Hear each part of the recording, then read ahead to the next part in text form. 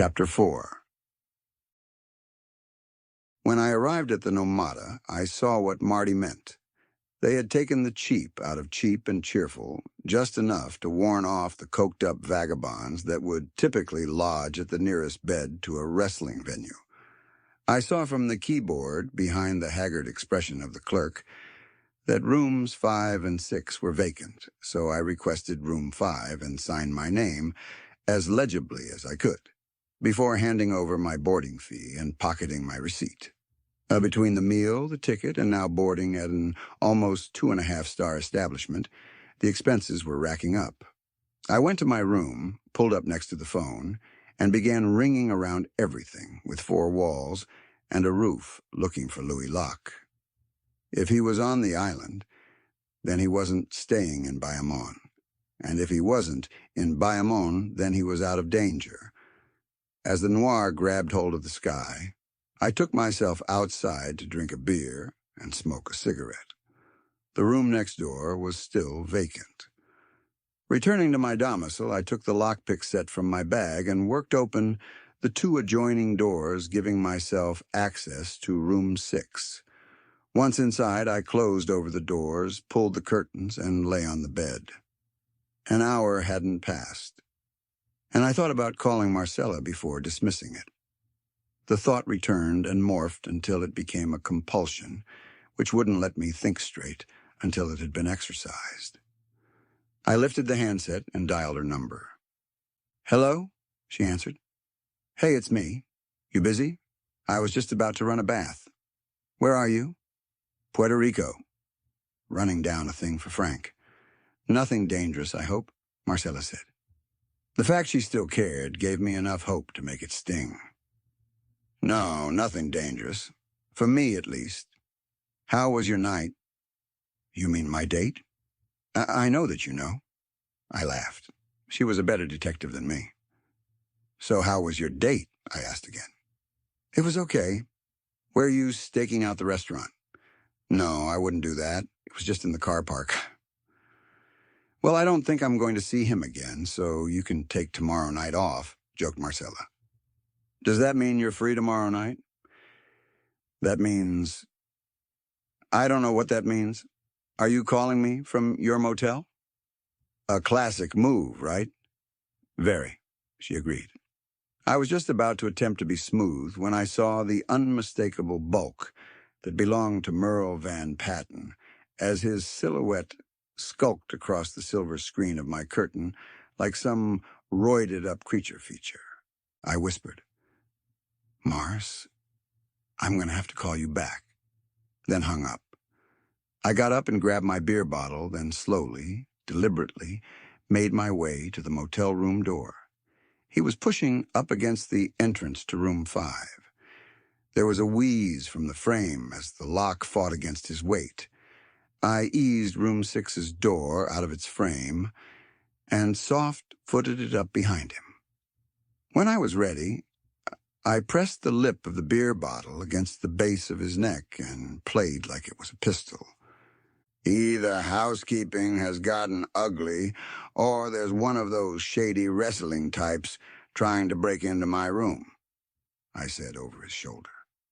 Slowly, Merle raised his hands into the air. I pushed the bottle a little deeper into his neck to discourage any antics. He said, "I felt like there was another conversation to be had. One without the locker room listening in." I set the beer bottle on the handrail behind me and allowed him to turn to face me. At the theater, I was close to certain that he hadn't seen Louis Locke.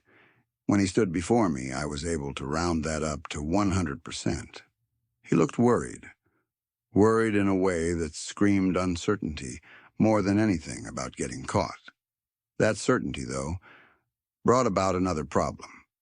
If Locke was to show up, then Merle would know exactly what he was sniffing around and why. I dragged the poor schmuck from a burning building and dumped him in front of a runaway train. If this guy Locke turns up, you call me.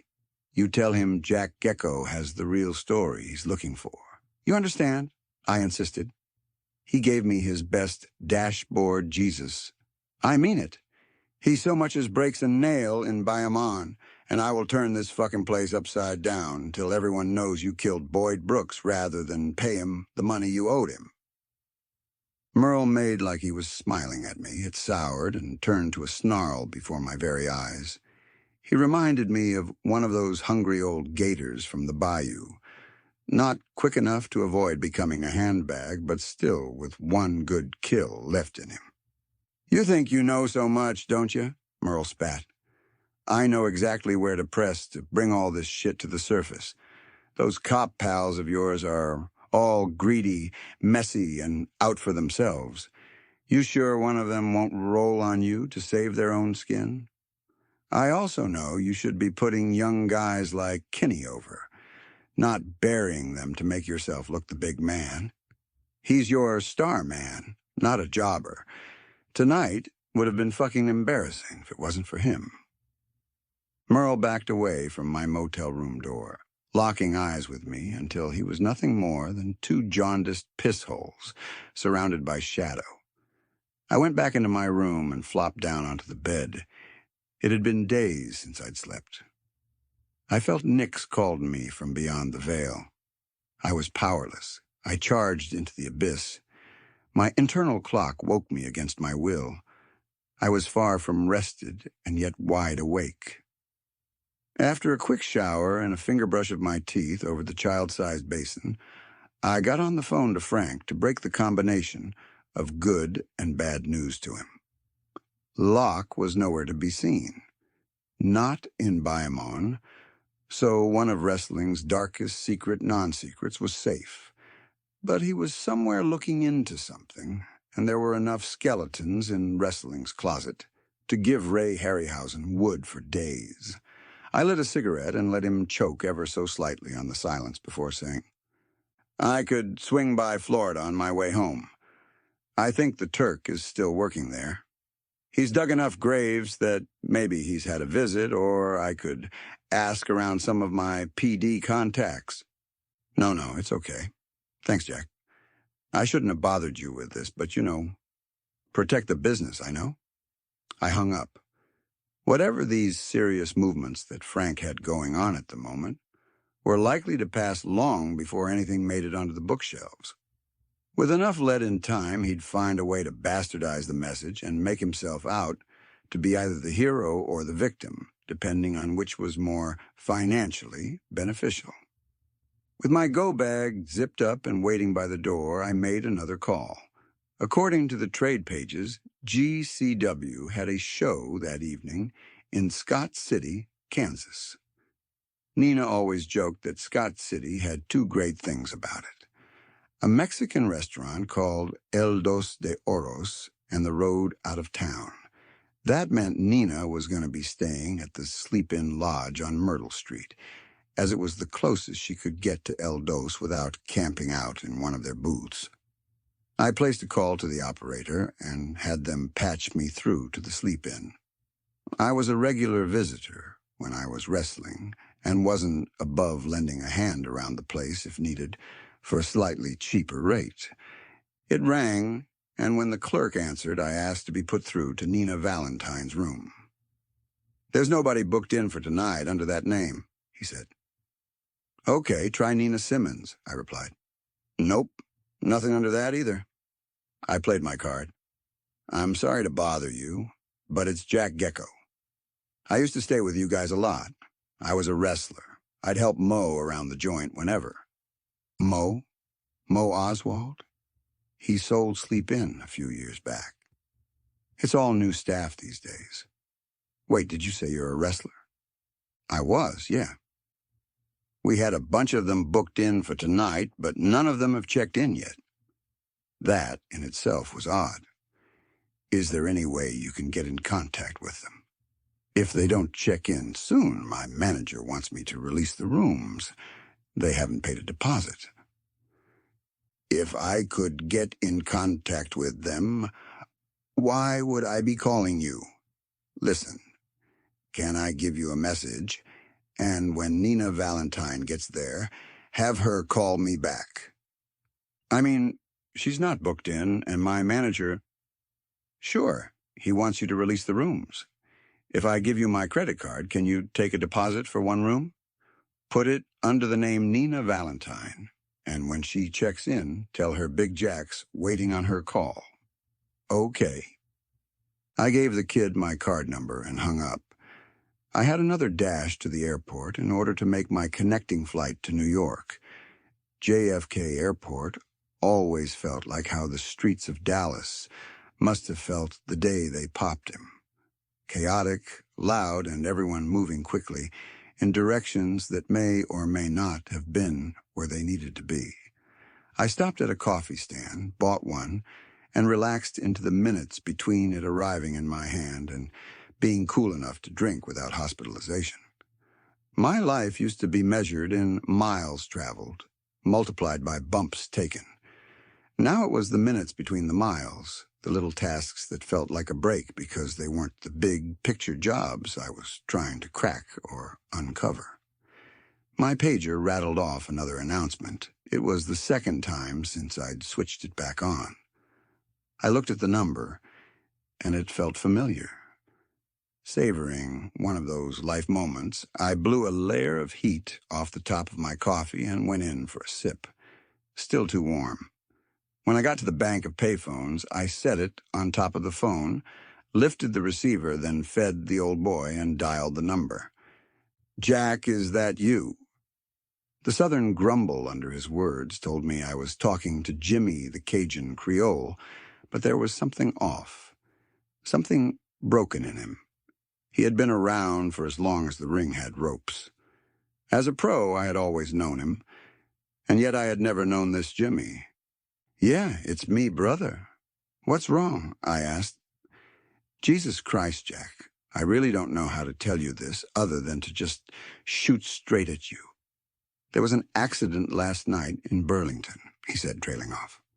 "Shoot straighter than that, Jimmy. What the fuck are you saying?" "It's Nina, bud. She overdosed in her motel room. She's dead." My legs wobbled as though all the muscle had been sucked out of them. I held on to the glass partition that separated the phones. "Jack, are you still there?" Jimmy asked. "I'm here." "What the hell happened?" "You know what I know." Frank and a few of the higher-ups stayed behind to assist the locals with their questions. Anyone who worked close with her, like me and Wyatt, gave a statement this morning. Some of the other guys who didn't really work with her left late last night. They're staying somewhere close to the arena. "You were close with her, Jim. What was she using?" "I don't know. Probably no different to what the rest of us are on. You know the road." "Neen never did drugs," I insisted. "Nina, when you worked with her, didn't do anything stronger than tequila. But you know what it's like when you hurt something." I did. I knew the story well. You popped, or tweaked, or tore something, and you had two options. Limp off home to fend for yourself and stop earning, or take a pill or a shot and plow on ahead. She was getting some serious heat over the last few months. Jobs with Wyatt, one with Jericho. She was making bank like a motherfucker. Nobody walked away from the bank like a motherfucker streak. I closed my eyes and could see her in one of those two-star motels with the floral bedspread to hide the stains and the sheets that never stayed tucked in. Jesus Horiato. Christ, what an ending. Cops are flying her family out as we speak. Frank wants to put together a dedication for the Friday show. I thought you should know, that you should hear it from one of us. I appreciate that, Jimmy. Where's the Friday taping? Pawnee Rock, the Southern Mountain said. Okay, I'll be there. I hung up, then brought both my hands up to my face to stop my soul from shattering, and in doing so send out an animalistic screech that would have grounded all passengers for days. This could not be. This had to be a mistake. Not Nina. Not my Nina. Fuck getting back to Los Angeles. I needed to get to Burlington. I needed to have someone tell me face to face why my friend died. At the ticket office, I got a seat on the first flight going to Denver, Colorado. My coffee had gone cold. Beyond cold. It had crossed into claggy, and yet I continued to hold it. Nurse it, almost. I did my best not to think of Nina, but what else could occupy my thoughts so completely? Marcella. I made my way back to the payphones and placed a call to the nurse's station at St. Mark's. When I got through, I was told she was on rounds and I could leave a message. My brain trudged through the list of piss-poor possibilities. Could you tell her that Nina is dead? This is Jack, by the way. Tell her to phone Jack. It's urgent. Tell her Jack called. I've some bad news to tell her. In the end, I set the receiver back in its cradle, leaving the nurse on the other end with only the dial tone to keep her company. I was set to walk away when I realized there was one other person I could call. One other person I should call. I did it before I was able to talk myself out of it. Marty's wife, Sonia, answered, and when she finally recognized my voice, made sure to let me know I was as welcome in her auditory canals as a dildo in an orphanage. This isn't a social call, Sonia. You don't say you fuck, she snapped back. I would say if you shut up long enough for me to get a word in. That set her to white hot. I could feel the rage on my ear. Nina's dead. She was in Burlington, Colorado, so that is where I'm going right now. They're going to be in Pawnee Rock on Friday for a tribute, and I think Marty should know, but I don't know how to reach him in Bayamon. I waited for her response, but it didn't come, and I'd never liked her more. If Marty wants, I can cover the airfare from San Juan to Wichita. One of you just need to get in contact with me. I'll be at the sleep-in in Burlington. Do you hear me? Nina's dead? How? Sonia sobbed. Sonia, do you hear me? I insisted. I hear you. The sleep-in Burlington, Colorado. She hung up. I went and sat by the large window every airport has which overlooks the runway. Thousands of people putting their lives in a state of liminality until they moved from A to B like pieces on an ethereal chessboard. In the end, I set my coffee down.